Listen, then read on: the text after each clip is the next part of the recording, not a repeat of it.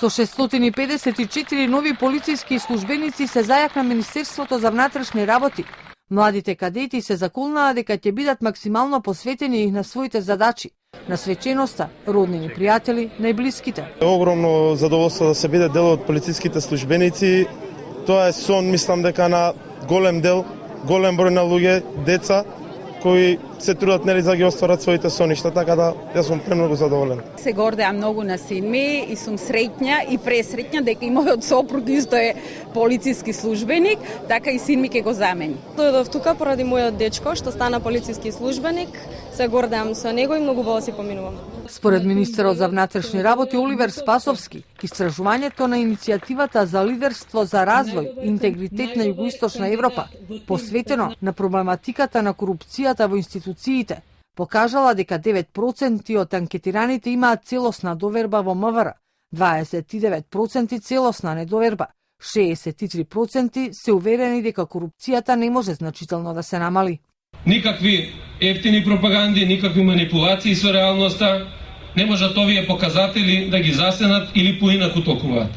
Освен како сериозна институционална компрометираност на институција клучна во системот за спроведување на законите во Република Македонија. Имајте на ум дека денес во ова време македонската полиција е исправена според сложеноста можеби пред најголемата задача – конституирање на институција која што во секој поглед ќе биде не само кредибилен чувар на редот и законитоста, туку и гарант за безбедноста и мирот на секој наш граѓанин.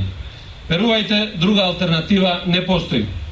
Лично сум уведен дека македонската полиција има сериозен потенцијал за натамошно суштинско реформирање. Според директорот на Бирото за јавна безбедност Митко Чавков, анкетата за доверба во полицијата на невладината аналитика Think Tank покажала, речиси 60% од испитаниците дека имаат доверба во полицијата.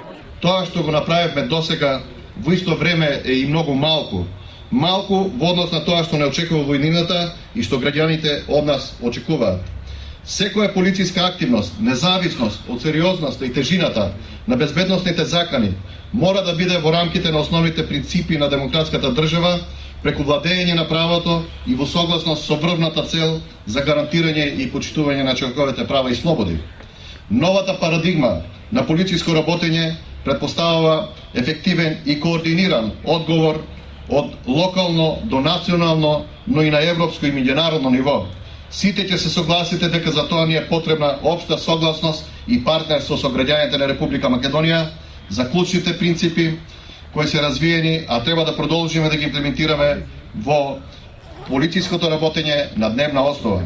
Честитки до новите полициски службеници упати и дополнителниот заменик министер за внатрешни работи Оливер Андонов. Голем ден за демократијата во Република Македонија, кога нови припадници на полицијата може да се вклучат во работата на Министерството за внатрешни работи и истите да помогнат во зачувување на стабилната безбедносна состојба на Република Македонија.